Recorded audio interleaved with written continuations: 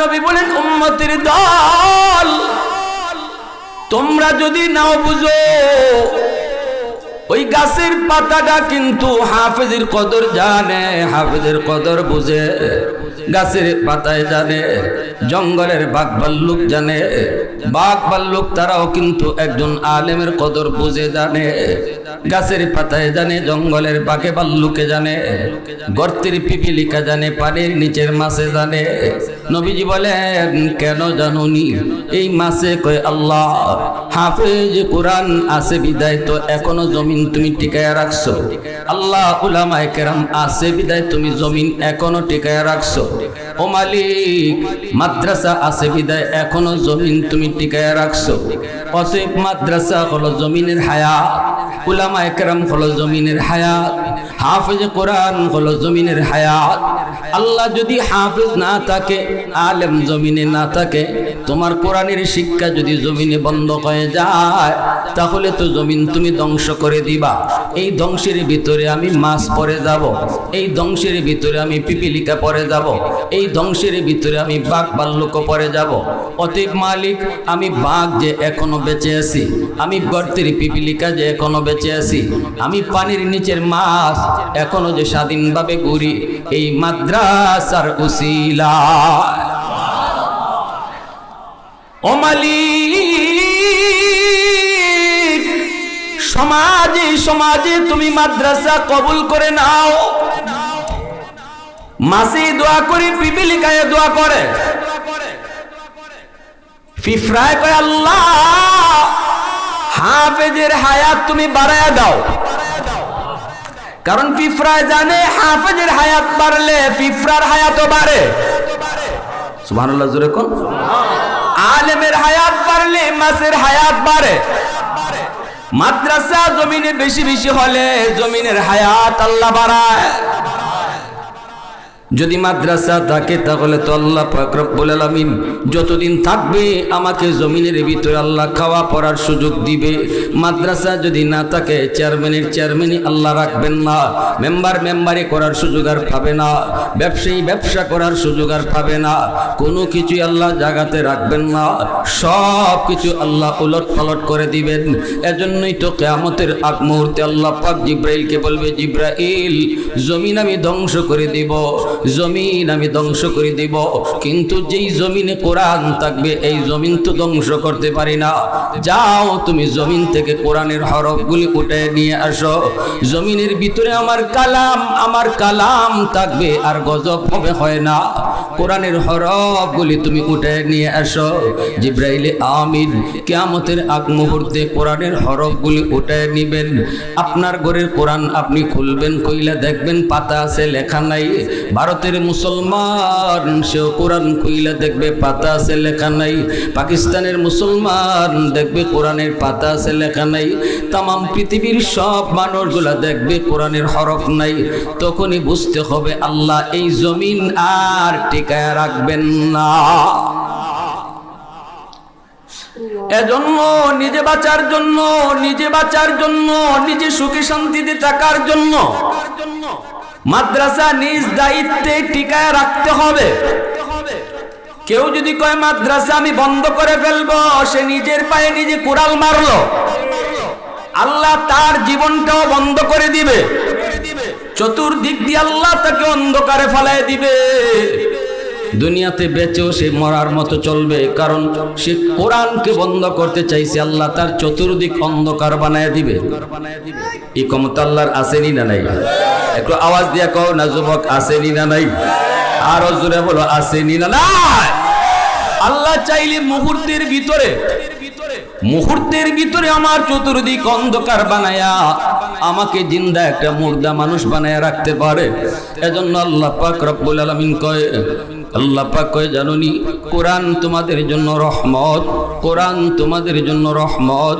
এর যুবক এজন্য বলি মাদ্রাসা আমি টিকায় রাখছি, কেউ বলবা না মাদ্রাসায় যদি আমি লক্ষ লক্ষ টাকাও দান করি এর অর্থ এই না যে আমি মাদ্রাসা টিকায় রাখছি।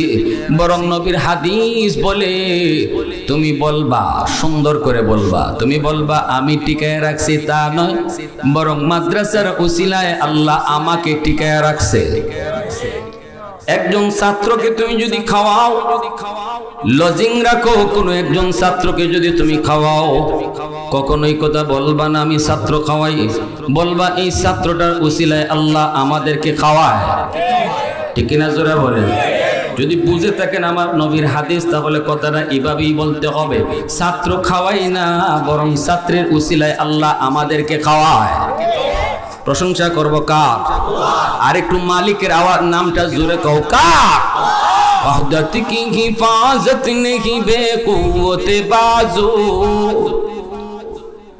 ওয়াহদাত কি হিফাজত নেহি বেকুওত বাজু, आती नहीं कुछ कमी अक्ल खुदा दा, आती नहीं कुछ कमी अक्ल खुदा दा, ऐ मर्द खुदा तुझको कुव्वत नहीं हासिल, जा बैठ किसी गार में अल्लाह का कर याद, जा बैठ किसी गार में अल्लाह का कर याद, ये सच है कि बातिल की तरफ दार नहीं हम, गद्दार न समझो हमें गद्दार नहीं हम, फूलों की तरह नरम मिजाज अपना है नज़र, हम तीर नहीं नेज़ा व तलवार नहीं हम, हम तीर नहीं नेज़ा व तलवार नहीं हम।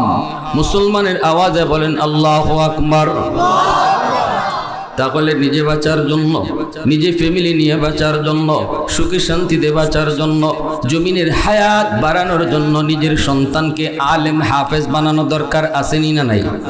সন্তানকে যদি হাফেজ বানাই, শুধু হাফেজ বানানো অর্থ এই নয় যে আমি সন্তানকে হাফেজ বানাইছি এখানেই শেষ নয়, বরং এই সন্তানকে হাফেজ বানানোর দ্বারা জমিনের হায়াত বাড়াইছি। সন্তান বাপমার কাছে বহুত বড় আমানত, আল্লাহর পক্ষ থেকে সন্তান বাপমার কাছে বহুত বড় আমানত।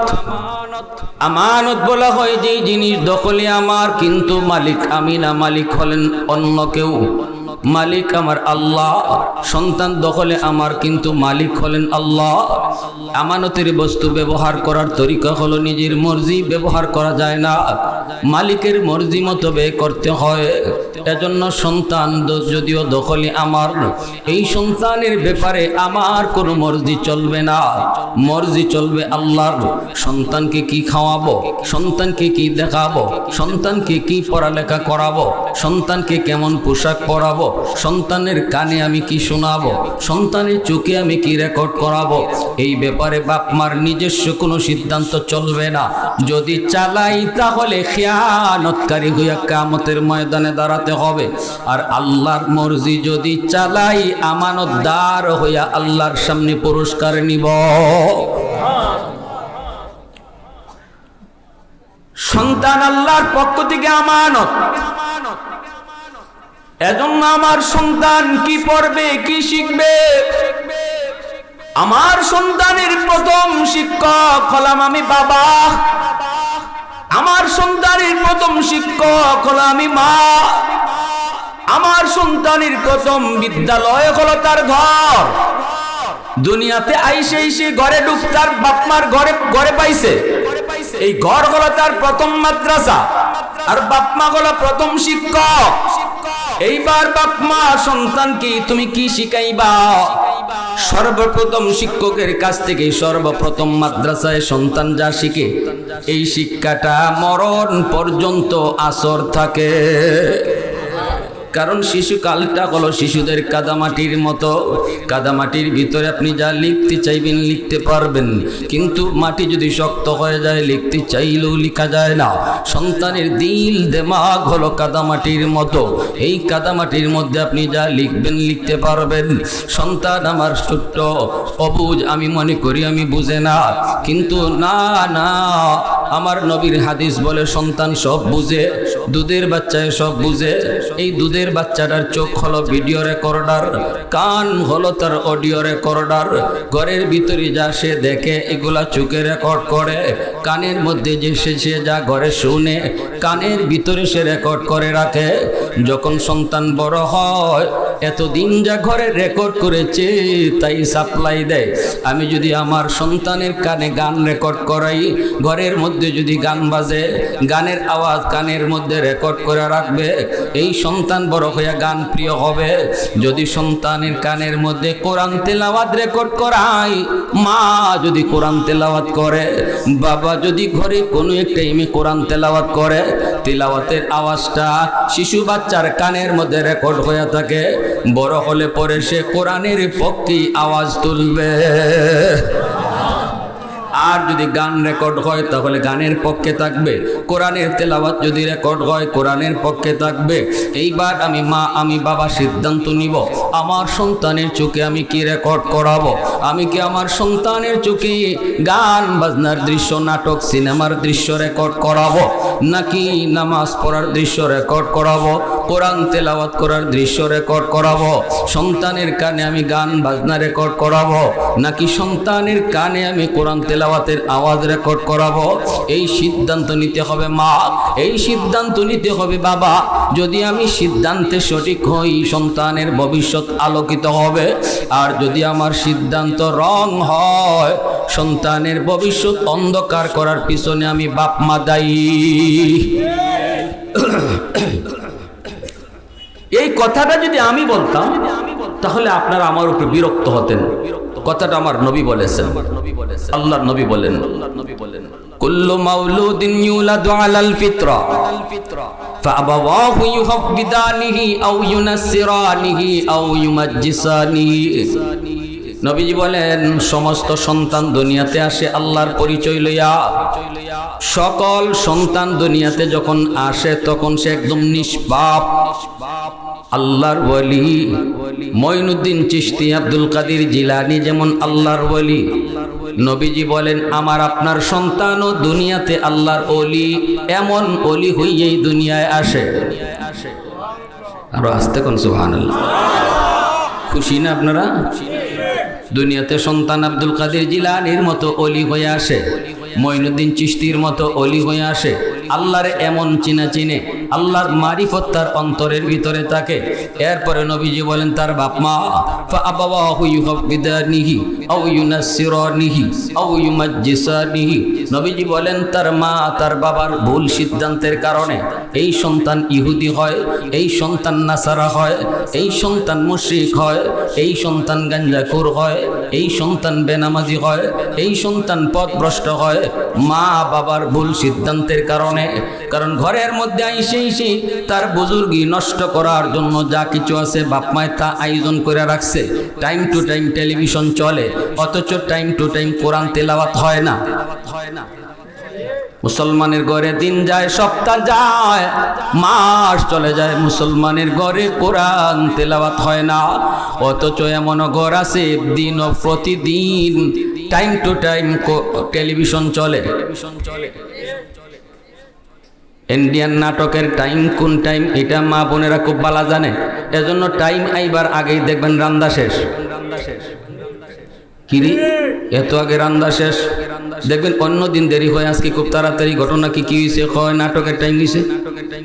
কি জাত নাটক? ইন্ডিয়ান কত নাটক ফাটক, এগুলা দেখকেই তো আজকে যুব সমাজের চরিত্র নষ্ট। ঠিক কিনা? জোরে বলেন, আরো জোরে বলেন ঠিক কিনা? যেই সন্তান দুনিয়াতে আসলো আব্দুল কাদের জিলানীর মতো, মঈনুদ্দিন চিশতির মতো, আজকে আমি বাপ মার ভুল সিদ্ধান্তের কারণে এই সন্তানের বুজুর্গি নষ্ট হলো, সন্তানের মারিফত নষ্ট হলো। এরপরে তারে লেখাপড়া করাবো, কোথায় দিব? কয় সেখানেও আমার মর্জি চালাইলাম, আল্লাহর মর্জির কোনো তোয়াক্কা করলাম না। আমার সন্তানকে আমি ভর্তি করাবো কোন জায়গায়, লেখাপড়া করাবো কোন লেখাপড়া, কোন শিক্ষায় তারে শিক্ষিত করব, এই ব্যাপারেও আমি আমার মর্জি চালাইলাম, আল্লাহর মর্জির তোয়াক্কা করলাম না। অথচ সন্তানের মালিক আমি না, সন্তানের মালিক হলেন আমার আল্লাহ।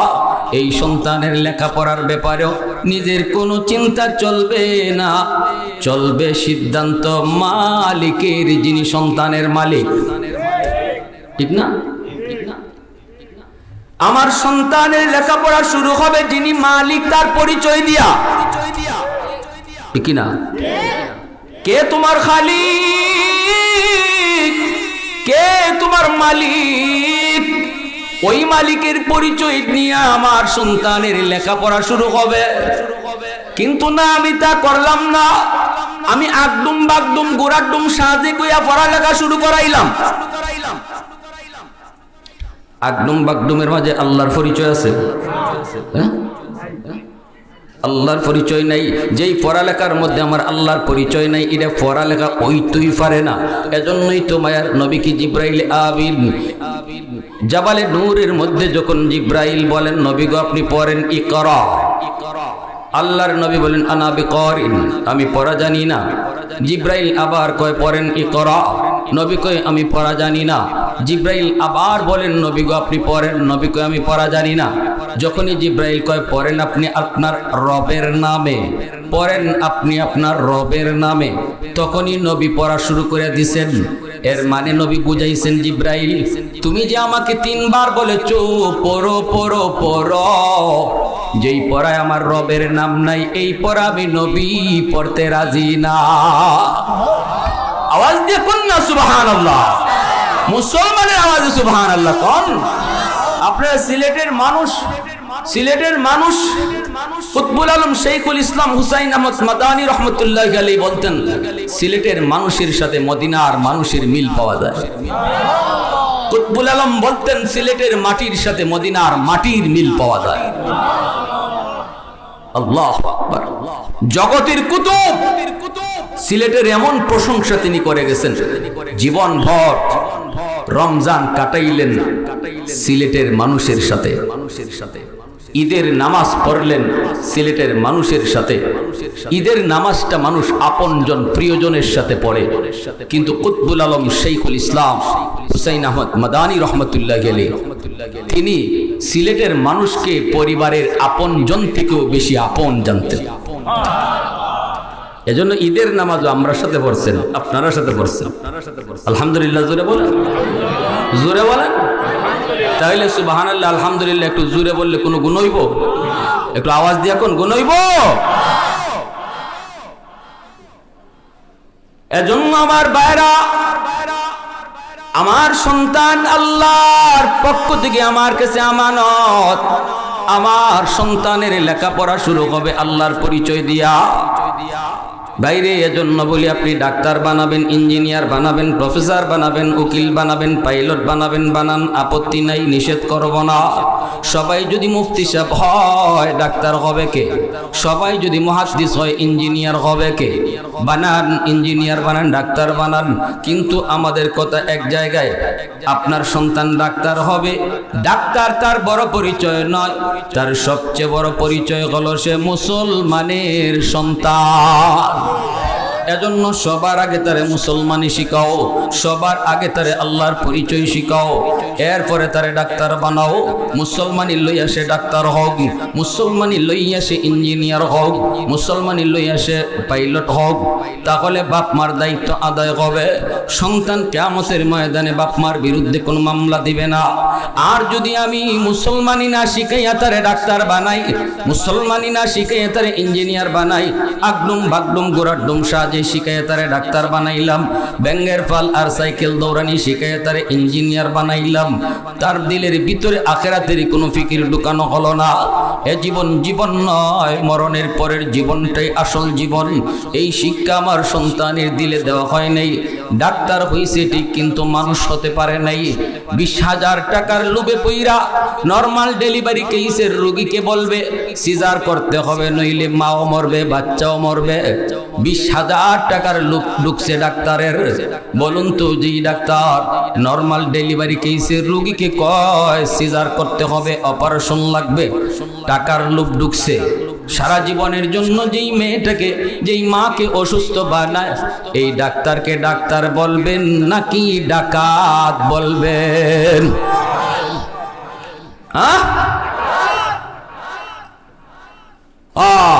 তে অত বড় ডাক্তার হইয়া অত মানুষ হইতে পারলো না, ডাকাইতে হইল। কেন হইল? কারণ এ জীবন জীবন নয়, মরণের পরের জীবন আসল জীবন। এই শিক্ষাটা শিশুকালে তারে মাদ্রাসায় ফরাইয়া তার কলিজায় দেওয়া হয় নাই, তারে ওই পরিবেশে শিক্ষা কলিজায় দেওয়া হয় নাই। আপনার সন্তানটারে যদি 5 বছর নুরানি মাদ্রাসায় পড়ান, নুরানি মাদ্রাসা যদি 5টা বছর শিশুকালে পড়ান, আজকে স্কুলের অঙ্ক ইংরেজি নুরানি মাদ্রাসায় একই সিলেবাসে ঢুকানো হয়েছে। ওই স্কুলের 1-এ 2-তে 3-তে যে অঙ্ক ইংরেজি, মাদ্রাসার নুরানিতে একই সাজেশন এবং ভালো মানের শিক্ষক রাখা হয়, যেন 5 বছরে সে আল্লাহর মারিফত কলিজায় লইয়া আখেরাতের ফিকির তার দিল দেমাগে ঢুকাইয়া কোরআনের প্রতি মহব্বত কলিজায় লইয়া এরপরে যেন হাই স্কুলে ভর্তি হইতে পারে। হাই স্কুলে গেলেও সে তখন বেনামাজি হবে না, কোরআনের বিপক্ষে কথা বলবে না। ইউনিভার্সিটিতেও যদি যায়, নাস্তিকদের ভিড়ে গেলেও আপনার সন্তান কোনোদিন আলেমদের বিরুদ্ধে কথা বলবে না, মাদ্রাসার বিরুদ্ধে কথা বলবে না, কোরআনের বিরুদ্ধে যাবে না, বরং ভার্সিটিতে ফেরাও সে কোরআনের সৈনিক হবে। কারণ শিশুকালে আপনি তারে 5 বছর নুরানি মাদ্রাসায় পড়াইছেন, এই 5 বছরে তার কলিজার ভিতরে যা ঢুকায়া দেওয়ার হুজুররা, উস্তাদগণ, উলামায়ে কেরাম ঢুকায়া দিছেন, এটা এমন ভাবে ঢুকাইছে, এটা পাথরে খোদাই করে লিখে দিয়ে দিছে। এটা মুছবে না, এটা ভুলবে না, এটা কখনো ভুলবে না।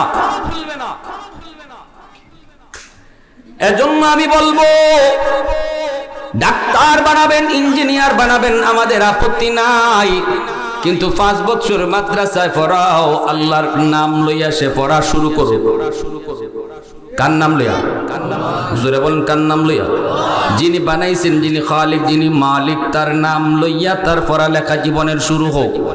তারে আগে মুসলমানের বাচ্চা বানাও, তার আগে মানুষের বাচ্চা বানাও। কোরআনের শিক্ষার মাধ্যমে সন্তান মানুষের বাচ্চা হয়। মুরগির বাচ্চা জন্ম নিলে মুরগি হয়, মানুষের বাচ্চা জন্ম নিলে মানুষ হয় না, তারে মানুষ বানাইতে হয়। আর মানুষ বানানোর ফ্যাক্টরি হলো মাদ্রাসা। এই কথা আল্লাহ কোরআনের সূরাতুর রহমানে বলছেন, আর রহমান আল্লামাল কুরআন খালাকাল ইনসান। আল্লাহ কয়, রহমান কে জানুনি? যিনি কোরআন শিখাইছেন তারপরে মানুষ বানাইছেন। তাহলে আল্লাহ বুঝাইল, মানুষ হবে সেই যার জীবনে কোরআন আছে। ঠিক কিনা ভাই? ও বাবা, বাবা হওয়া সহজ, কিন্তু একজন আদর্শ বাবা হওয়া কঠিন। মা হওয়া সহজ, আদর্শ মা হওয়া কঠিন। আমার আব্বা শিশুকালে, আমার একটা এখনো কথা মনে আছে, বলবো, অসুবিধা আছে আপনাদের? মনোযোগ কার কার আছে? একটু হাত উঠে আল্লাহর দেখান তো। আল্লাহ তুমি কবুল করো, জোরে করো।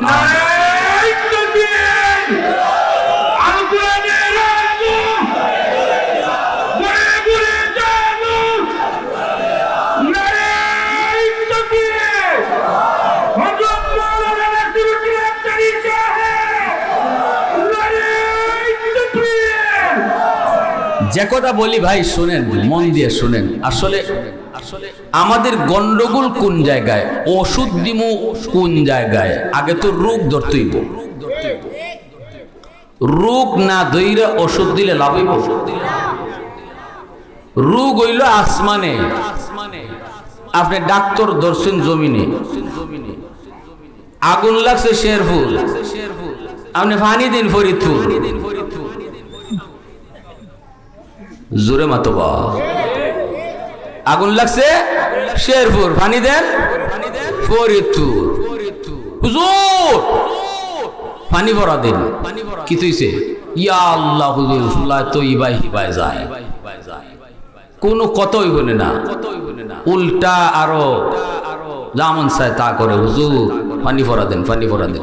হুজুরে পানি ভরা দিছে, খামাই না, খাম হইব কেমনে? আগুন যেখানে এখানে না পানি ভরা লাগবে। পানি তো জিতুইব যেখানে আগুন, এখানে আপনি তো গুড়া গন্ডগোল লাগাই তো রাখছেন। গাছের চারা যখন থাকে তখন পানি দিলে চারা গাছের উপকার। গাছ যদি মোটা হয়ে যায় পানি দিলেও তো লাভ নাই। কি ভাই, সুজা বাংলা কথা কইতেছি, কোনো কষ্ট হইতেছে আপনাদের? গাছ যখন চারা থাকে তখন পানি দেন, পানিতে কাম হবে। গাছ যদি মোটা হয় পানিতে লাভ হবে না। যেই জমানার মা বাবারা এটা চিন্তা করতো, সন্তানকে একদম শিশুকাল থেকে মাদ্রাসায় পড়াইতো, আলেম উলামার পরামর্শ নিয়ে চলতো, ঘরে ঘরে কোরআন তিলাওয়াত হইতো, ফজরের পরে মুসলমানের ঘর থেকে কোরআন তিলাওয়াতের আওয়াজ শোনা যাইত। ওই জমানায় হুজুরদের পানি পড়ায় ডাইরেক্ট অ্যাকশন হইতো, কারণ পানি পড়া তো আপনার ঘরে গিয়ে ঢুকবো, দরজা লাগবো, গজবের দরজা দিয়ে আল্লাহর কোরআন ঢুকে না, রহমতের দরজা লাগে। যেই ঘরে কোরআন তিলাওয়াত হয় না, যেই ঘরে গান বাজনা চলে, এই করে তো রহমতের দরজা বন্ধ থাকে, গজবের দরজা খোলা থাকে। হুজুরের পানি পড়া, কোরআন তেলাওয়াতের পানি পড়া ঢুকবো কোন দরজা দিয়া? ঠিক না? গহরপুর সাহেব রাহিমাহুল্লাহ নাম শুনছেন না আপনারা? গহরপুর সাহেব হুজুরের নুরউদ্দিন গহরপুর রহমতুল্লাহ গেলি, ওনার জীবনে একটি কারগুজারি শুনলাম, আমার উস্তাদের জবানে শুনছি। কারগুজারিটা হলো, হুজুর শনি মঙ্গলবারে পানি ফরা দিতেন, শনি মঙ্গলবারে পানি ফরা দিতেন। এত হাজার হাজার মানুষ আইতো, সবরে যদি লাইন ধরে পানি ফরা দিতে হয় হুজুরে সারাদিন লাগবো, ঠিক না? ঠিক না? এজন্য হুজুরে মাদ্রাসার যে সামনের ফুকুর আছিল, ফুকরি, আপনারা কি দেখো ফুকুর, এই ফুকুরের মাঝে ফু দিয়া হুজুর চলে যেতেন, আর কইতেন তোমরা ফুকুর থেকে পানি নাও, খাম হয়ে যাব। আল্লাহর কালামের কি জাত আসর আসিল, ফু দিতা ফুকুরের এক কোনাত, সারা ফুকুর আল্লাহ এই কোরআনের আসর পৌঁছে দিত। যে ওই পানি নিত বোতল দিয়া কাম হয়ে যেত, কারণ ওই সময় পানি পড়াটাকে মুসলমানের ঘরে ঢুকবার দরজা খোলা আছিল। মুসলমানের তখন মুসলমানি লইয়া ডাক্তার হইছে, ইঞ্জিনিয়ার হইছে, মুসলমানি লইয়াই সে জীবন চালাইছে। ফজরে পরে তিলাওয়াত হইছে মুসলমানের ঘরে, এজন্য ফুকুরের পানি তো কাম হয়ে গেছে। এক লোক আইছে, কয় হুজুর আমি লন্ডন থেকে আইছি, হুজুর আপনি ফুকুরের মাঝে ফু দিয়া যান, ফুকুরে ফু দিয়া যান, ফুকুর থেকে সকলেই পানি নেয়। আমার তো মনে জানি কিতা কিতা করে, আপনি ফুকুরের ই কোনাত যে ফু দিলেন, হি কোনাত যায় কেমনে? কথা বুঝুননি আপনারা? তো গরফর হিসাব কিন্তু তোমার একই নয় না, কয় হুজুর একই নয়, কিন্তু ইতমিনানে কলব হয় না, আপনার একটা প্রশান্তি। এজন্য আমার মন চায় আপনি আমার একটা খাস ফু দেন, আমার একটা আলাদাভাবে ফু দেন। হুজুর কয় তো তুমি জগ আনছো নি? কয় হ্যাঁ জগ আনছি। কি জাত জগ? কয় কাছের জগ। কত ধরো, বেচারা কাছের জগ এইভাবে দুই হাত দিয়ে ধরছে। আমার একজন উস্তাদ কাছে ছিলেন, হুজুর বলতেছেন আমরাও দেখতেছি, হুজুর বলতেছেন গরপুর সাহেব বলতেছেন ভালো করে ধরো। কাছের জগটা দুই হাত দিয়ে ধরে রাখছে, পানি ভরা কাছের জগটা। হুজুর খালি আল্লাহর কোরআন পড়ে ফুটা দিছেন, সাথে সাথে ফু এমন আসর, টাস টাস করে কাছের জগ ভাঙ্গিয়া সব পানি পানি মাটিতে পড়ছে। এরপরও আওয়াজ আসতে হয়েছে। সুবহানাল্লাহ। আপনাদের এই এলাকা মুরাদ আলী মনে এরকম বহু গোর ফুরে ফুরে দিয়েছেন। সুবহানাল্লাহ নমুনা কয় আর কি, আরো জোরে কন্যা সুবহানাল্লাহ, আরো জোরে কন্যা সুবহানাল্লাহ। আল্লাহর কোরআনের আসর আসেনি না নাই? পাওয়ার আসেনি না নাই? আল্লাহ নবীর দেশ আরবের একটি জাহাজ মালদ্বীপ শহরের কাছেই সাগরে এসে ডুবে গেল। এই ডুবে যাওয়া যাত্রী সব মারা গেল। বাস্তব একটা ঘটনা শুনে একজন হাফেজ কোরআনের শুনো ভাই, সন্তানকে তুমি ডাক্তার বানাও, বানাও, অসুবিধা নাই, কিন্তু যদি সন্তানকে হাফেজ বানাইবার নিয়ত করো তাহলে তো নূরুন আলা নূর, এর উপরে কোনো সিদ্ধান্ত হয় না রে ভাই। কে আজকে দুনিয়ার মাটিতে আমরা তাদের মাথায় পাগড়ি পরাইলাম, যে হাফেজ হলো তার মাথায় পাগড়ি পরাইলাম আমরা, কিন্তু কিয়ামতের ময়দানে তার মা বাবার মাথায় পাগড়ি পরাইবেন আল্লাহ নিজের হাতে। মান করা আল কুরআন ওয়া আমিলা বিমা ফিহি উলবিসা ওয়ালিদাহু তাজান ইয়াউমাল কিয়ামা। ওই মা কত ভাগ্য, ওই বাবার কত বড় ভাগ্য, যেই বাবা যেই মা জানলো আজকে তার সন্তানের মাথায় পাগড়ি পরানো হয়েছে। এই জমিনে বাপমার কলিজায় এত আনন্দ, আজকের দিনে তাদের বাপমার কলিজায় এত খুশি, পৃথিবীতে আর কোনো বাপমার কলিজায় এত খুশি না। মন কি চায় না রে ভাই? তোমারও কি মন চায় না তোমার কলিজাটা এমন খুশি হোক? তোমার কলিজাটা এমন খুশি হোক, মাতার পাশে সন্তান ইয়াসিন পড়বে, আল্লাহ বলবে মরণের কষ্ট মাফ। কবরের পাশে গিয়ে ইয়াসিন পড়বে, আল্লাহ বলবে কবরে আযাব মাফ। এ ফেরেশতারা তাকায় দেখ, কবরের উপরে তার বাচ্চাটা চোখের পানি জড়ায় জড়ায় আমি আল্লাহর কালাম তেলাওয়াত করতেছি। গজবের ফেরেশতারা গজব বন্ধ কর, গজব বন্ধ কর, আযাব বন্ধ কর। তার বাচ্চায় আমি আল্লাহরে রহমান রহিম কয়ে ডাকে, আমি আল্লাহরে অতি দয়ালু অতি মায়ালু কয়ে ডাকে। আমি তার বাপরে কেমন করে কবরে আযাব দেই, আযাব বন্ধ করো। কিয়ামতের ময়দানে আল্লাহ পাক একটা নূরের তাজ লইয়া দাঁড়ায় থাকবেন। হাসরবাসী মানুষগুনকে আল্লাহ লক্ষ্য করে বলবেন, কই মা বাবারা আসো, কই তোমরা মা বাবারা আসো। নবীর বাপ মা যায় কইব, আল্লাহ আমি তো অমুক নবীর আব্বা, অমুক নবীর আম্মা। আল্লাহ বলবেন, আমি কোন নবীর মা বাবাকে খুঁজি না, আমি কোন নবীর বাপ মারে খুঁজতেছি না, তোমরা একটু সাইডে দাঁড়াও। এরপরেই দেখা যাইব একজন হাফেজ কোরআনের মা, একজন আলেমের বাবা ঈশা কইব, আল্লাহ আমাকে চিনচিনি। আল্লাহ কইব, তুমি কেডা? কই আমি অমুক হাফিজ সাহেবের আব্বা, আমি অমুক হাফেজ কোরআনের মা। আল্লাহ বলবেন, আমি তো তোমাকেই খুঁজতেছি।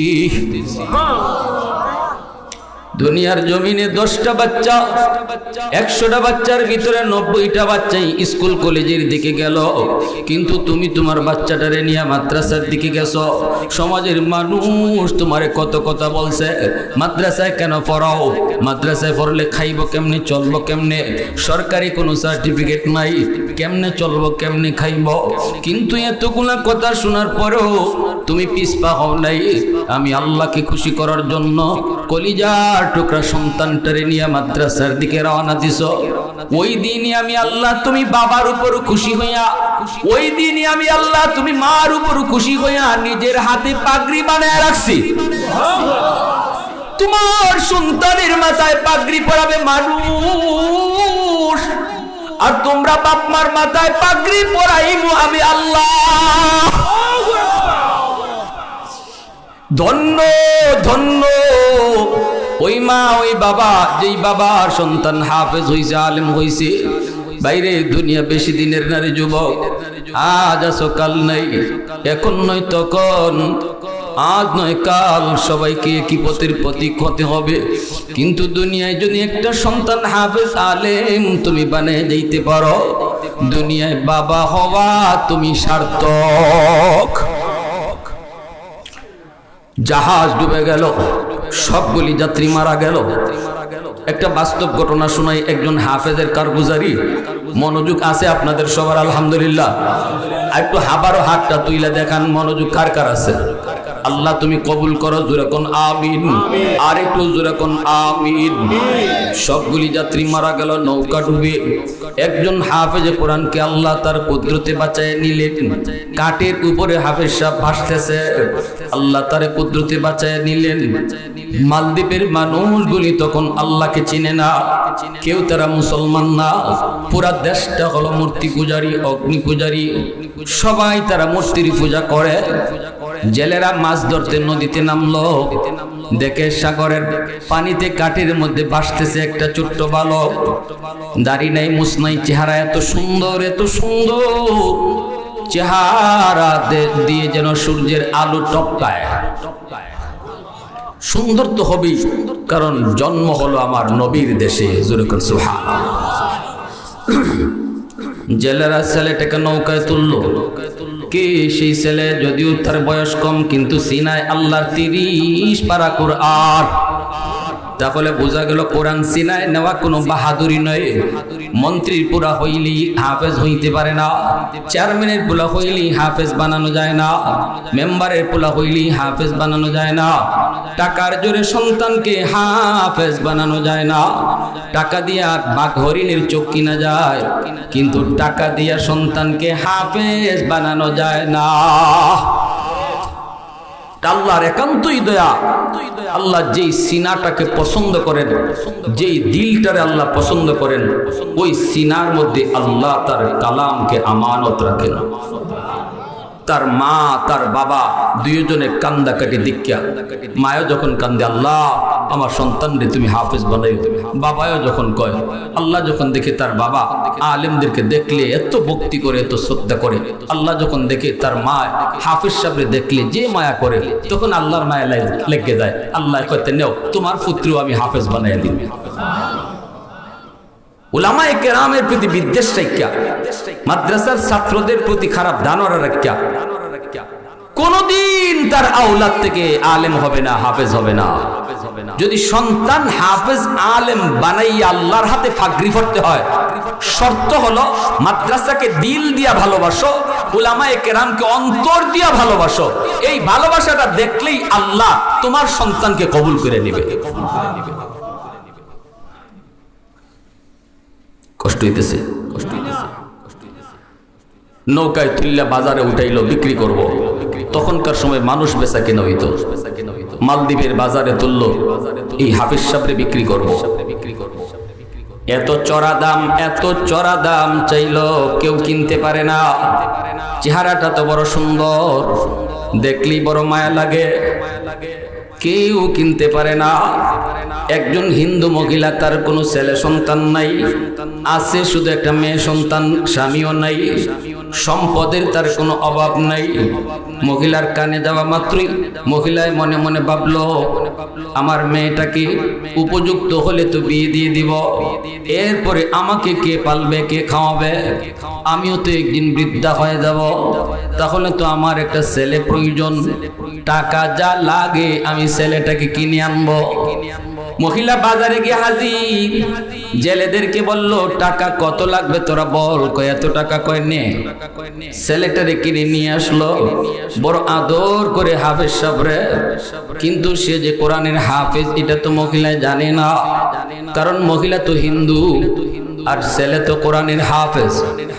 মালদ্বীপ একটা দেশ বিশ্ব মানচিত্রে, ঘটনাটা লিখছেন কে? বিশ্ববিখ্যাত পর্যটক আল্লামা ইবনে বতুতা।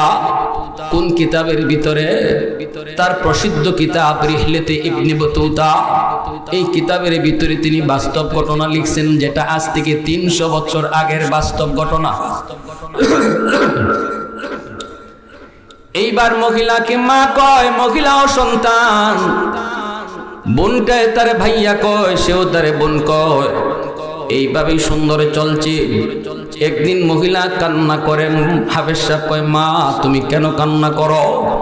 মহিলা কয় বাজার কান্না করি, প্রতি বৎসর নির্ধারিত একটা তারিখে রাত যখন গভীর হয়, সাগর থেকে পানি পাহাড়ের মতো উঁচু হইয়া মালদ্বীপ শহরে আক্রমণ করে, হাজার হাজার মানুষের প্রাণহানি ঘটে, অনেক ক্ষতি হয়।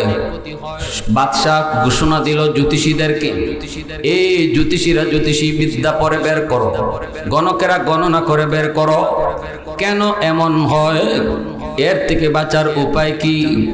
তখনই গণকেরা বলল এটা একটা খবিস জিনের কারসাজি। যদি মালদ্বীপকে এই আক্রমণ থেকে বাঁচাইতে হয়, তাহলে সুন্দরী কুমারী একটা মেয়েকে সাগরের পারে যে একটা রাম মন্দির আছে, ওই মন্দিরে রাতের বেলা নিয়ে রেখে দিতে হবে। সকাল বেলা যায় মেয়েটার লাশ পাওয়া যাবে, জিন মেয়েটাকে খেয়ে ফেলবে, কিন্তু সিডর হবে না।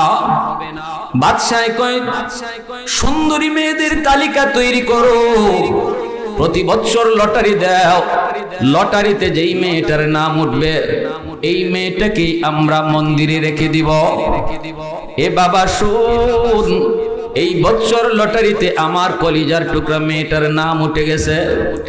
আমাকে বাদশাহ জানাইছে সন্ধ্যা হলে পরে তার সৈন্যরা এসে আমার মেয়েটাকে জোর করে ধরে নিয়ে যাবে, মন্দিরে তারে রেখে দিবি, সকালবেলা যায় তার লাশ পাওয়া যাবে। বাবা তুমি বলো আমি মা কেমন করে সেটা শুইব?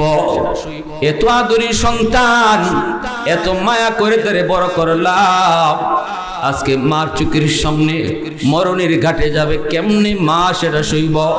এজন্য আমি মা কান্দি। হাফেজ সাহেব কয়, মা তুমি টেনশন করো না, সমাধান আমি দেব।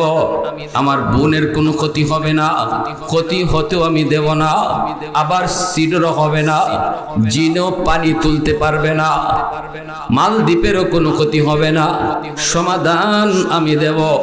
মহিলায় কয়, বাবা এটা তুমি কি কও? তুমি আবার কেমনে সমাধান দিবা? আমার মেয়েকে না দিলে তাহলে তো সিডর হবে।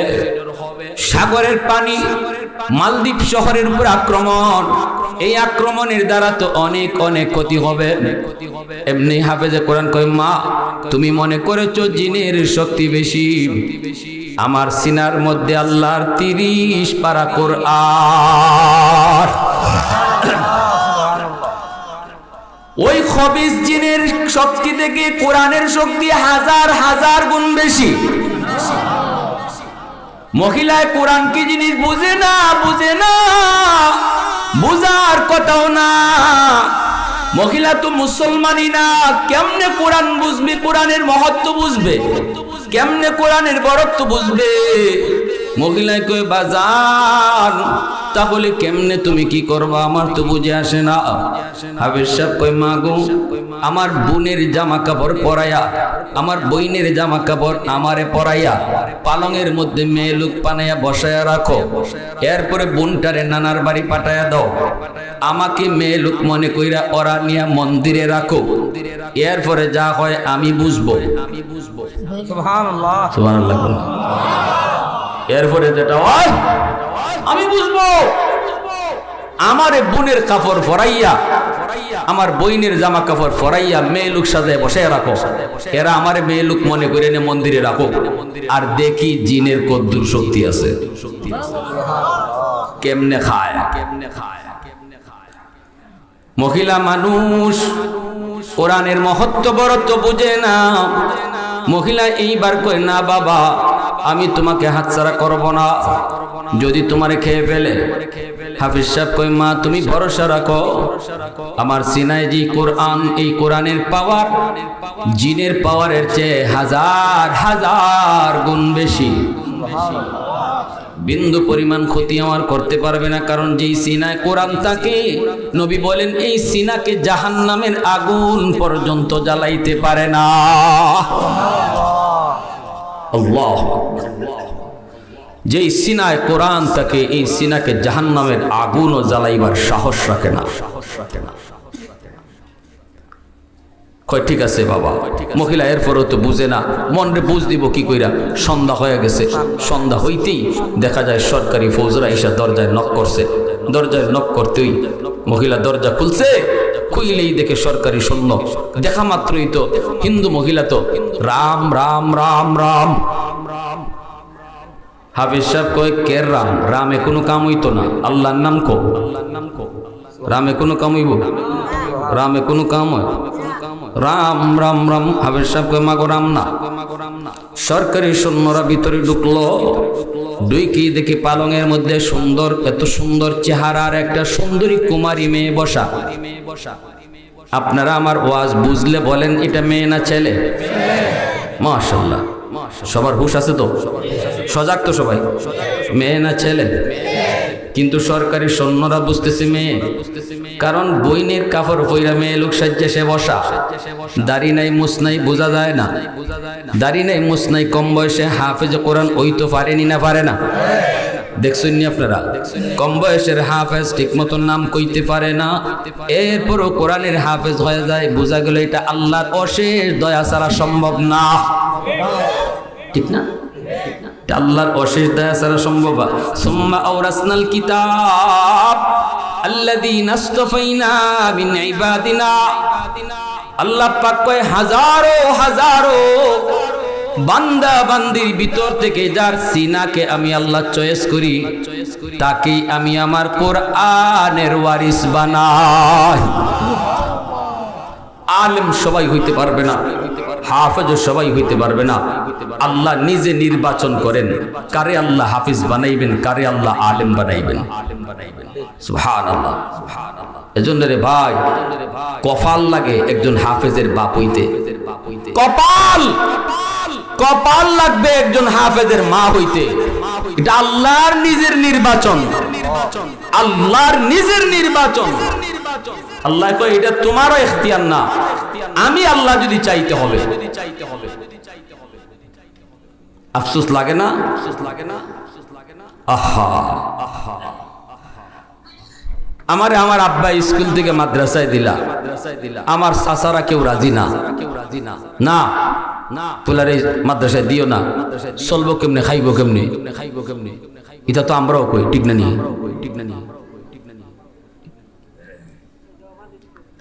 এখন আমার আব্বাই মাদ্রাসা দিয়ে খুব ঠকসইন, মাতো কত আপনারা। আমার আব্বাই চাচারা বাধা দিলা, দাদারা বাধা দিলা, কারণ আমার গোষ্ঠীর কেউ আলেম নাই। আব্বাও সরকারি হেলথ ইন্সপেক্টর, ভাই